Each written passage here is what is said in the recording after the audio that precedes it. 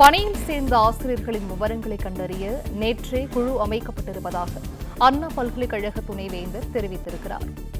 முறைகேடாக பணியில் சேர்ந்த ஆசிரியர்கள் மீதும் கல்வி நிறுவனங்களின் மீதும் நடவடிக்கை எடுக்கப்படும் எனவும் அண்ணா பல்கலைக்கழக துணைவேந்தர் வேல்ராஜ் தெரிவித்திருக்கிறார்.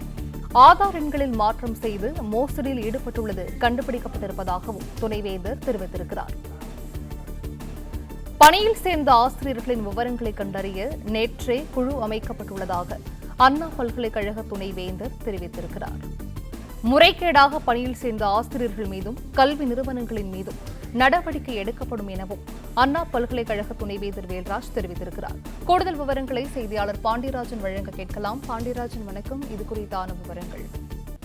அண்ணா பல்கலைக்கழகத்தின் நினைவு பெற்ற கல்லூரிகளில் அங்கீகாரம் பெறுவதற்காக ஆசிரியர் நியமனங்களில் முறைகேடு நடைபெற்றிருப்பதாக தனியார் இயக்கம் ஒன்று புகார் அளித்திருந்தது. அதற்கு விளக்கமளிக்கும் வகையில் அண்ணா பல்கலைக்கழக துணைவேந்தர் வேல்ராஜ் அவர்கள் தெரிவிக்கும் பொழுது முறைகேடு நடந்திருப்பது உண்மைதான் என சற்று முன் செய்தியாளர் சந்திப்பில் தெரிவித்திருக்கிறார். குறிப்பாக 52,500 ஆசிரியர்கள் அண்ணா பல்கலைக்கழகத்தின் கீழ் இணைவு பெற்றிருக்கிற கல்லூரிகளில் பணியாற்றி வருவதாகவும் அதில் 2000 இடங்கள் காலியாக இருக்கிறது. அதில் 189 ஆசிரியர்கள் முறைகேடாக ஒரே ஒரு ஆசிரியர் மட்டும் 32 கல்லூரிகளிலும் ஒன்றுக்கும் மேற்பட்ட பல கல்லூரிகளிலும் 189 பேர் முறைகேடாக பணியாற்றி வருவது கண்டுபிடிக்கப்பட்டிருப்பதாக அவர் தெரிவித்திருக்கிறார். குறிப்பாக அவர்களுடைய ஆதார் எண்களை கல்லூரிகளில் சேரும் பொழுது பதிவு செய்து கொள்வது வழக்கம். அண்ணா பல்கலைக்கழகத்தில் பணியாற்றக்கூடிய அதன் இணைவு பெற்ற கல்லூரிகளில் பணியாற்றக்கூடிய ஆசிரியர்களின் ஆதார் எண்களும் சேமித்து வைத்துக் கொள்ளப்படும். அதன் அடிப்படையில் தான் 1 அல்லது 2 கல்லூரிகள் பணியாற்றுகிறார் என்பது கவனிக்கப்பட்டு வந்தது. ஆனால் ஆதார் எண்களில் மாற்றம் செய்து தற்போது அவர்கள் முறைகேட்டில் ஈடுபட்டிருப்பது கண்டுபிடிக்கப்பட்டிருப்பதாகவும் அண்ணா பல்கலைக்கழக துணைவேந்தர் தெரிவித்திருக்கிறார். குறிப்பாக இந்த 189 ஆசிரியர்களிடம் விசாரணை நடத்தவும் அவர்களை பணியில் அமர்த்திய கல்வி நிறுவனங்களின் மீது விசாரணை நடத்தி